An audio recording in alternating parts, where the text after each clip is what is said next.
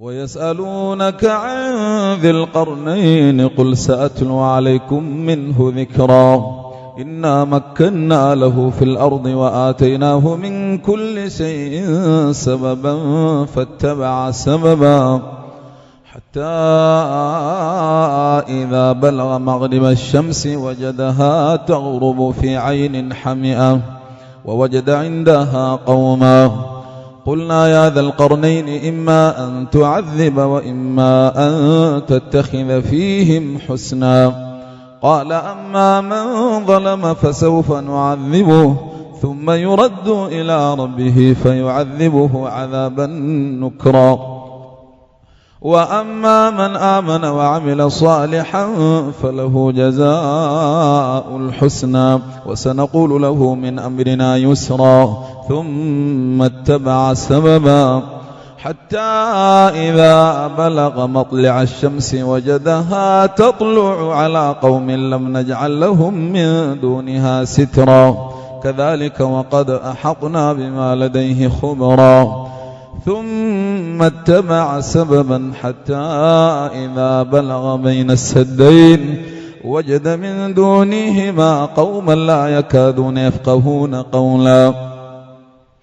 قالوا يا ذا القرنين إن ياجوج وماجوج مفسدون في الأرض فهل نجعل لك خرجا على أن تجعل بيننا وبينهم سدا قال ما مكني فيه ربي خير فأعينوني بقوة أجعل بينكم وبينهم ردما آتوني زبر الحديد حتى إذا ساوى بين الصدفين قال انفخوا حتى إذا جعله نارا قال آتوني أفرغ عليه قطرا فما استطاعوا أن يظهروه وما استطاعوا له نقبا قال هذا رحمة من ربي فإذا جاء وعد ربي جعله دكا وكان وعد ربي حقا وتركنا بعضهم يومئذ يموج في بعض ونفخ في الصور فجمعناهم جمعا وعرضنا جهنم يومئذ للكافرين عرضا الذين كانت أعينهم في غطاء عن ذكري وكانوا لا يستطيعون سمعا أفحسب الذين كفروا أن يتخذوا عبادي من دوني أولياء إنا أعتدنا جهنم للكافرين نزلا قل هل ننبئكم بالأخسرين أعمالا الذين ضل سعيهم في الحياة الدنيا وهم يحسبون أنهم يحسنون صنعا أولئك الذين كفروا بآيات ربهم ولقائه فحبطت أعمالهم فلا نقيم لهم يوم القيامة وزنا ذلك جزاؤهم جهنم بما كفروا واتخذوا آياتي ورسلي هزؤا إن الذين آمنوا وعملوا الصالحات كانت لهم جنات الفردوس نزلا خالدين فيها لا يبغون عنها حولا قل لو كان البحر مدادا لكلمات ربي لنفد البحر قبل أن تنفد كلمات ربي ولو جئنا بمثله مددا قل إنما أنا بشر مثلكم يوحى إلي أنما إلهكم إله واحد فمن كان يرجو لقاء ربه فليعمل عملا صالحا ولا يشرك بعبادة ربه أحدا كاف هي عين صاد ذكر رحمة ربك عبده زكريا إذ نادى ربه نداء خفيا قال رب إني وهن العظم مني واشتعل الرأس شيبا ولم أكن بدعائك رب شقيا وإني خفت الموالي من ورائي وكانت امرأتي عاقرا فهب لي من لدنك وليا يرثني ويرث من آل يعقوب واجعله ربي رضيا. يا زكريا إنا نبشرك بغلام اسمه يحيى لم نجعل له من قبل سميا. قال رب أنى يكون لي غلام وكانت امرأتي عاقرا وقد بلغت من الكبر عتيا. قال كذلك قال ربك هو علي هين وقد خلقتك من قبل ولم تك شيئا. قال رب اجعل لي آية. قال آيتك ألا تكلم الناس 3 ليال سويا. فخرج على قومه من المحراب فأوحى إليهم أن سبحوا بكرة وعشيا. يا يحيى خذ الكتاب بقوة وآتيناه الحكم صبيا وحنانا من لدنا وزكاة وكان تقيا وبرا بوالديه ولم يكن جبارا عصيا. وسلام عليه يوم ولد ويوم يموت ويوم يبعث حيا. واذكر في الكتاب مريم إذ انتبذت من أهلها مكانا شرقيا فاتخذت من دونهم حجابا فأرسلنا إليها روحنا فتمثل لها بشرا سويا. قالت إني أعوذ بالرحمن منك إن كنت تقيا. قال إنما أنا رسول ربك ليهب لك غلاما زكيا. قالت أنى يكون لي غلام ولم يمسسني بشر ولم أك بغيا. قال كذلك قال ربك هو علي هين ولنجعله آية للناس ورحمة منا وكان أمرا مقضيا. فحملته فانتبذت به مكانا قصيا فأجاءها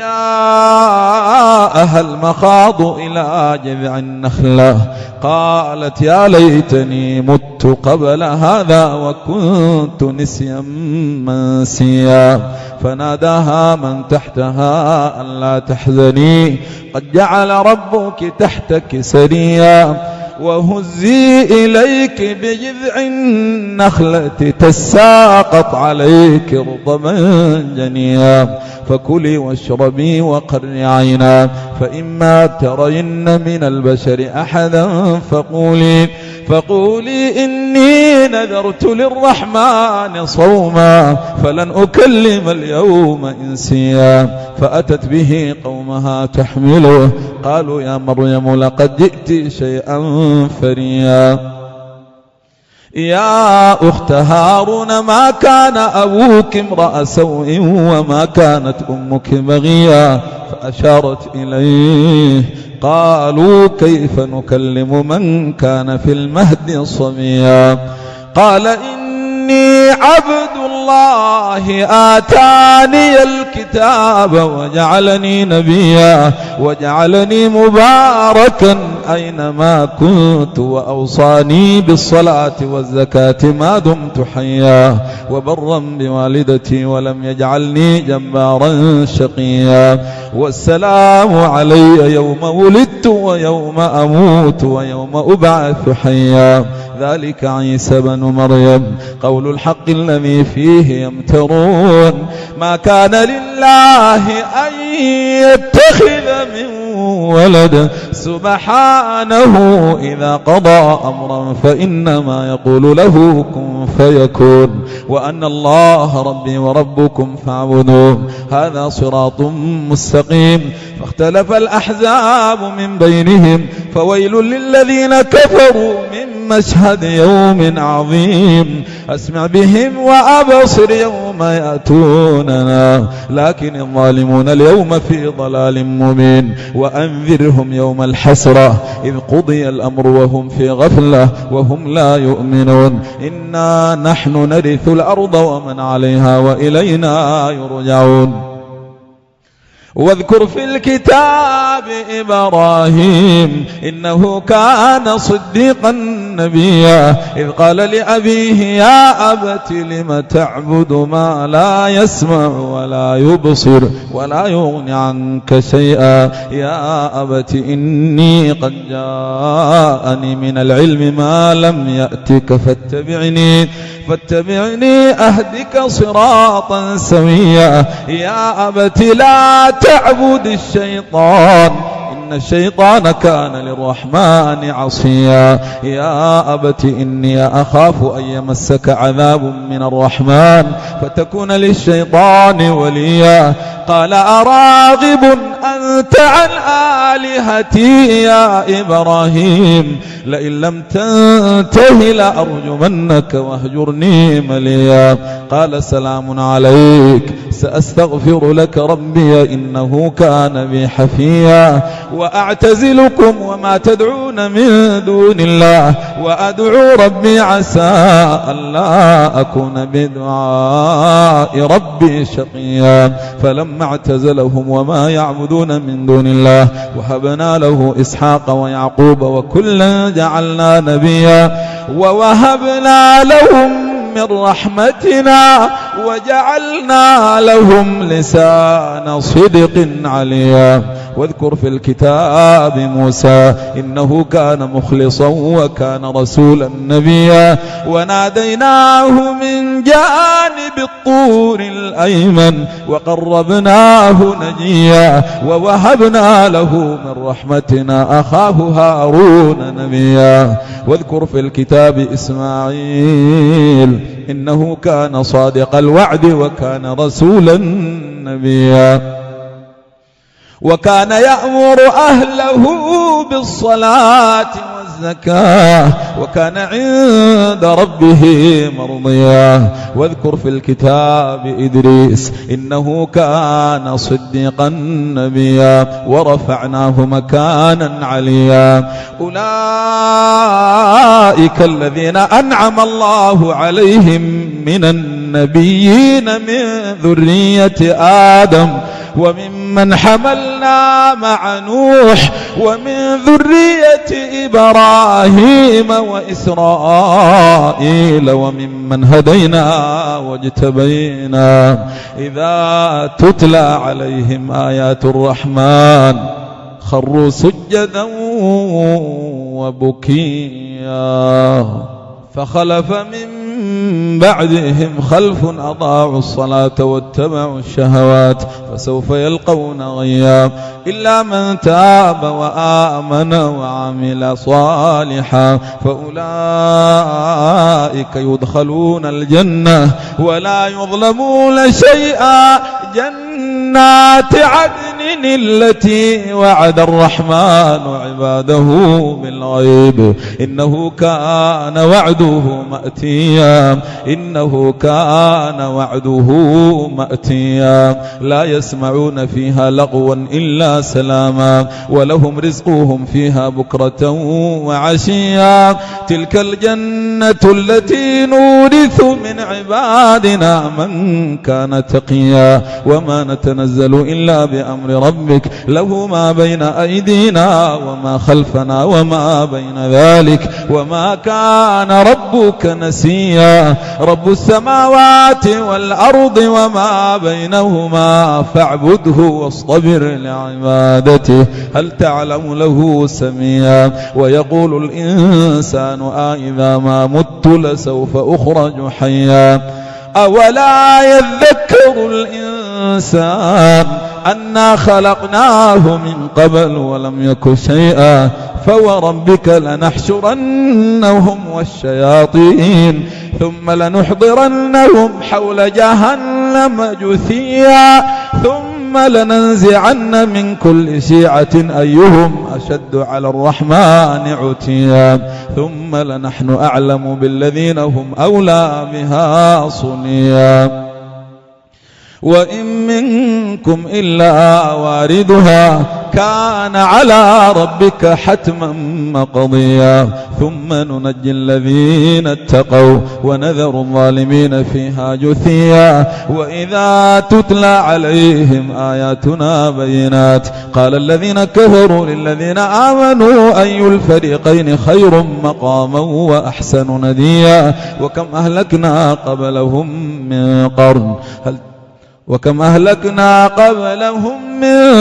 قرن هم أحسن أثاثا ورئيا قل من كان في الضلالة فليمدد له الرحمن مدا حتى إذا رأوا ما يوعدون إما العذاب وإما الساعة فسيعلمون من هو شر مكانا وأضعف جندا ويزيد الله الذين اهتدوا هدى والباقيات الصالحات خير عند ربك ثوابا وخير مردا أفرأيت الذي كفر بآياتنا وقال لأوتين مالا وولدا أطلع الغيب أم اتخذ عند الرحمن عهدا كلا سنكتب ما يقول ونمد له من العذاب مدا ونرثه ما يقول ويأتينا فردا واتخذوا من دون الله آلهة ليكونوا لهم عزا كلا سيكفرون بعبادتهم ويكونون عليهم ضدا ألم تر أنا أرسلنا الشياطين على الكافرين تؤزهم أزا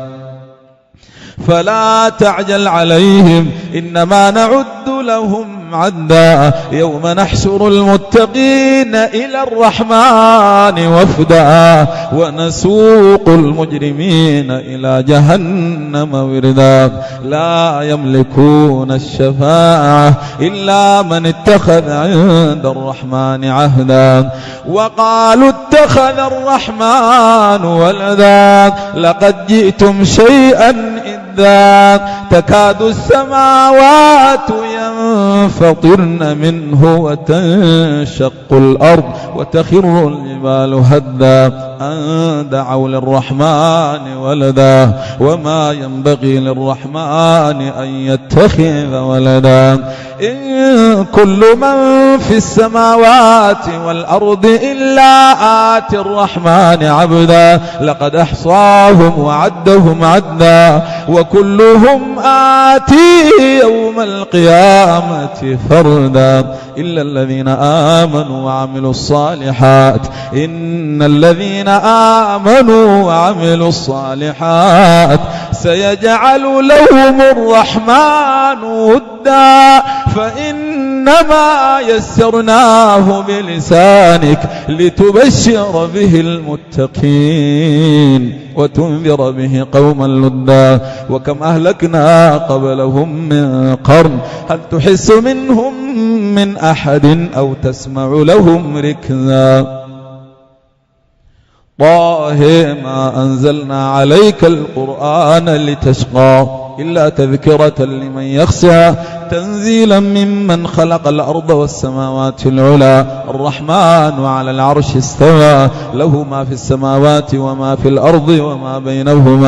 وما بينهما وما تحت الثري وإن تجهر بالقول فإنه يعلم السر وأخفى الله لا إله إلا هو له الأسماء الحسنى وهل أتاك حديث موسى إذ رأى نارا فقال لأهلهم كثوا إني آنست نارا لعلي آتيكم منها بقبس أو أجد على النار هدى فلما أتاها نودي يا موسى إني أنا ربك فاخلع عليك إنك بالوادي المقدس طوى وأنا اخترتك فاستمع لما يوحى إنني أنا الله لا إله إلا أنا فاعبدني وأقم الصلاة لذكري إن الساعة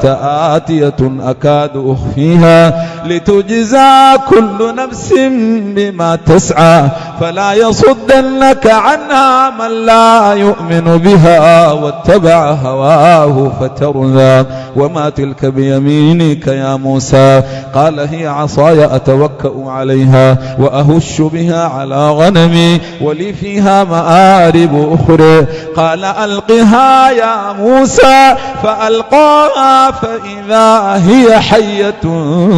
تسعى. قال خذها ولا تخف سنعيدها سيرتها الأولى. واضمم يدك إلى جناحك تخرج بيضاء من غير سوء آية أخرى لنريك من آياتنا الكبرى. اذهب إلى فرعون إنه طغى. قال رب اشرح لي صدري ويسر لي أمري واحلل عقدة من لساني يفقه قولي واجعل لي وزيرا من أهلي هارون أخي يشدد به أزري وأشركه في أمري كي نسبحك كثيرا ونذكرك كثيرا إنك كنت بنا بصيرا. قال قد أوتيت سؤلك يا موسى ولقد مننا عليك مرة أخرى إذ أوحينا إلى أمك ما يوحى أن اقذفيه في التابوت فاقذفيه في اليم فليلقه اليم بالساحل يأخذه عدو لي وعدو له وألقيت عليك محبة مني ولتصنع على عيني إذ تمشي أختك فتقول هل أدلكم على من يكفره فرجعناك إلى أمك كي تقر عينها ولا تحزن وقتلت نفسا فنجيناك من الغم وفتناك فتونا فلبثت سنين في أهل مدين ثم جئت على قدري يا موسى واصطنعتك لنفسي اذهب أنت وأخوك بآياتي ولا تنيا في ذكري اذهبا إلى فرعون إنه طغى فقولا له قولا لينا لعله يتذكر أو يخشى. قال ربنا إننا نخاف أن يفرط علينا أو أن يطغى. قال لا تخافا إنني معكما أسمع وأرى فأتياه فقولا إنا رسولا ربك فأرسل معنا بني إسرائيل ولا تعذبهم قد جئناك بآية من ربك والسلام على من اتبع الهدى. إنا قد أوحي إلينا أن العذاب على من كذب وتولى. قال فمن ربكما يا موسى؟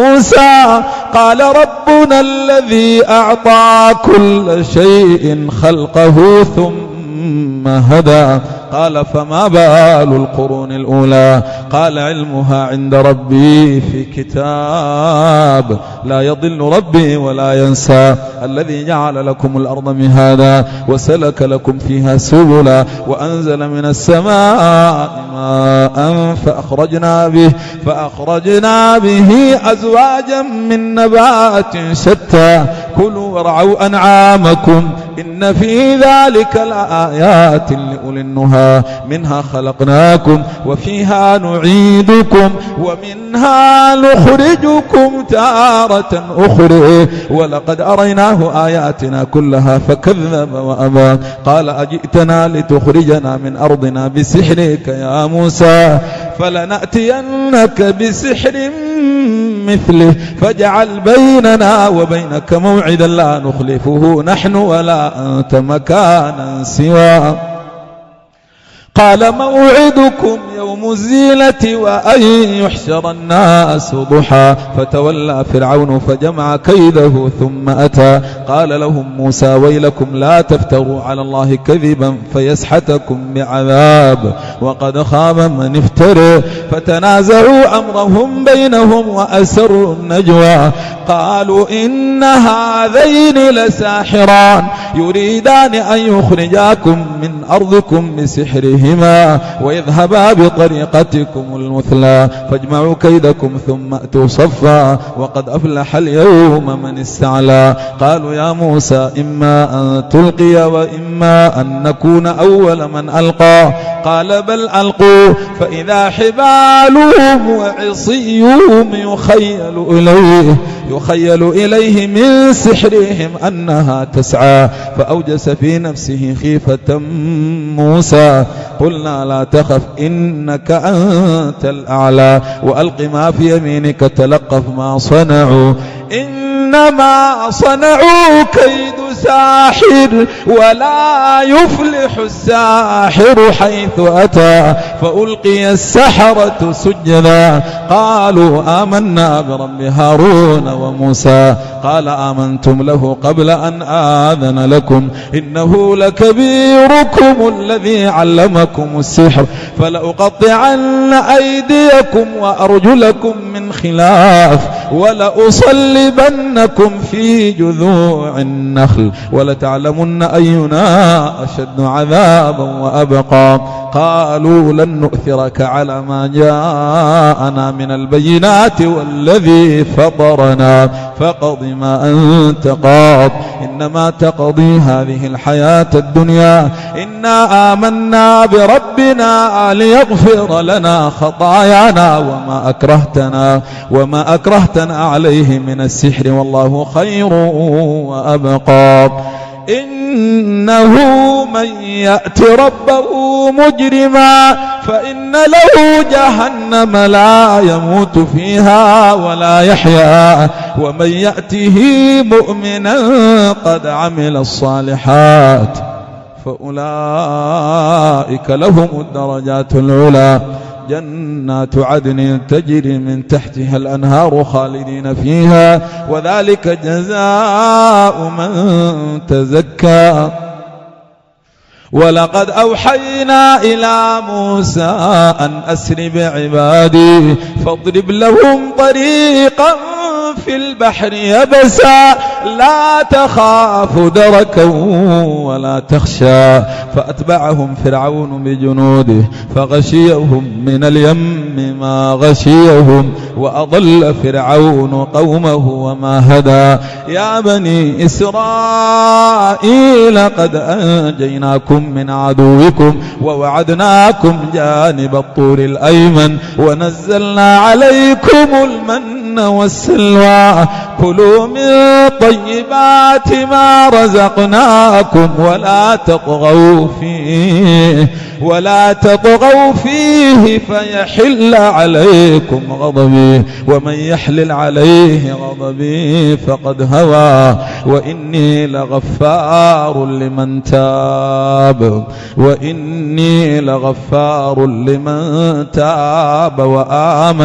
لمن تاب وآمن وعمل صالحا ثم اهتدى وما أعجلك عن قومك يا موسى قال هم أولئك على أثري وعجلت إليك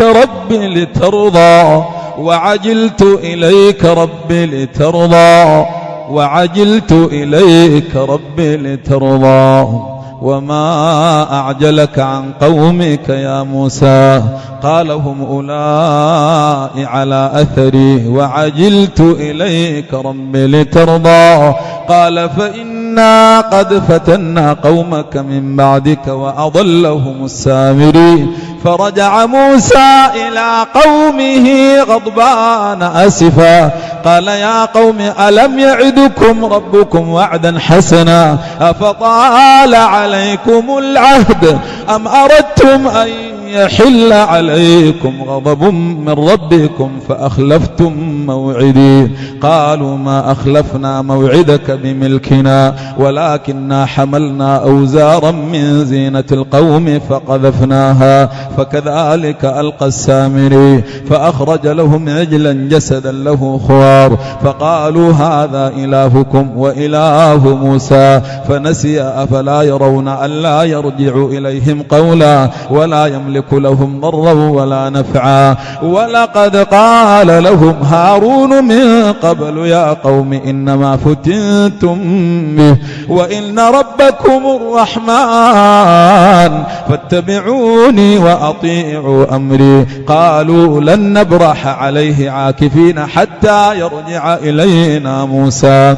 قال يا هارون ما منعك إذ رأيتهم ضلوا ألا تتبعني أفعصيت أمري قال يا ابن أم لا تأخذ بلحيتي ولا برأسي إني خشيت أن تقول فرقت بين بني إسرائيل ولم ترقب قولي قال فما خطبك يا سامري قال بصرت بما لم يبصر به فقبضت قبضة من أثر الرسول فنبتها وكذلك سولت لي نفسي قال فاذهب فإن لك في الحياة أن تقول لا مساس وإن لك موعدا لن تخلفه وانظر إلى إلهك الذي ظلت عليه عاكفا لنحرقنه ثم لننسفنه في اليم نسفا إنما إلهكم الله الله الذي لا إله إلا هو وسع كل شيء علما كذلك نقص عليك من أنباء ما قد سبق وقد آتيناك من لدنا ذكرا من أعرض عنه فإنه يحمل يوم القيامة وزرا خالدين فيه وساء لهم يوم القيامة حملا يوم ننفخ في الصور ونحشر المجرمين يومئذ زرقا يتخافتون بينهم إن لبثتم إلا عشرا نحن أعلم بما يقولون إذ يقول أمثلهم طريقة إن لبثتم إلا يوما ويسألونك عن الجبال فقل ينسفها ربي نسفا فيذرها قاعا صفصفا لا ترى فيها عوجا ولا أمتا يومئذ يتبعون الداعي لا عوج له وخشعت الأصوات للرحمن فلا تسمع إلا همسا يومئذ يتبعون الداعي لا عوج له وخشعت الأصوات للرحمن فلا تسمع إلا همسا يومئذ لا تنفع الشفاعة إلا من أذن له الرحمن ورضي له قولا يعلم ما بين أيديهم وما خلفهم ولا يحيطون به علما وعنت الوجوه للحي القيوم وقد خاب من حمل ظلما ومن يعمل من الصالحات وهو مؤمن فلا يخاف ظلما ولا هضما وكذلك أنزلناه قرآنا عربيا وصرفنا فيه من الوعيد لعلهم يتقون أو يحدث لهم ذكرا فتعالى الله الملك الحق ولا تعجل بالقرآن من قبل أن يقضى إليك وحيه وقل رب زدني علما ولقد عهدنا إلى آدم من قبل فنسي ولم نجد له عزما وإذ قلنا للملائكة اسجدوا لآدم فسجدوا إلا إبليس أبى فقلنا يا آدم إن هذا عدو لك ولزوجك فلا يخرجنكما من الجنة فتشقى إن لك ألا تجوع فيها ولا تعري وأنك لا تظمأ فيها ولا تضحى فوسوس إليه الشيطان قال يا آدم هل أدلك على شجرة الخلد وملك لا يبلى فأكلا منها فبدت لهما سوآتهما وطفقا يخصفان عليهما من ورق الجنة وعصى آدم ربه فغوى ثم اجتباه ربه فتاب عليه وهدى قال اهبطا منها جميعا بعضكم لبعض عدو فإما يأتينكم مني هدى فمن اتبع هداي فلا يضل ولا يشقى ومن أعرض عن ذكري فإن له معيشة ضنكا ونحشره يوم القيامة أعمى قال رب لم حشرتني أعمى وقد كنت بصيرا قال كذلك أتتك آياتنا فنسيتها وكذلك اليوم تنسى وكذلك نجزي من أسرف ولم يؤمن بآيات ربه ولعذاب الآخرة أشد وأبقى أفلم يهد لهم كم أهلكنا من قبلهم من القرون يمشون في مساكنهم إن في ذلك لآيات لأولي النهى ولولا كلمة سبقت من ربك لكان لزاما وأجل مسمى فاصبر على ما يقولون وسبح بحمد ربك قبل طلوع الشمس وقبل غروبها ومن آناء الليل فسبح وأطراف النهر لعلك ترضى ولا تمدن عينيك إلى ما متعنا به أزواجا منهم زهرة الحياة الدنيا لنفتنهم فيه ورزق ربك خير وأبقى وأمر أهلك بالصلاة واصطبر عليها لا نسألك رزقا نحن نرزقك والعاقبة للتقوى وقالوا لولا يأتينا بآية من ربه أولم تأتهم بينة ما في الصحف الأولى ولو أنا أهلكناهم بعذاب من قبله لقالوا ربنا لولا أرسلت إلينا رسولا فنتبع آياتك من قبل أن نذل ونخزى قل كل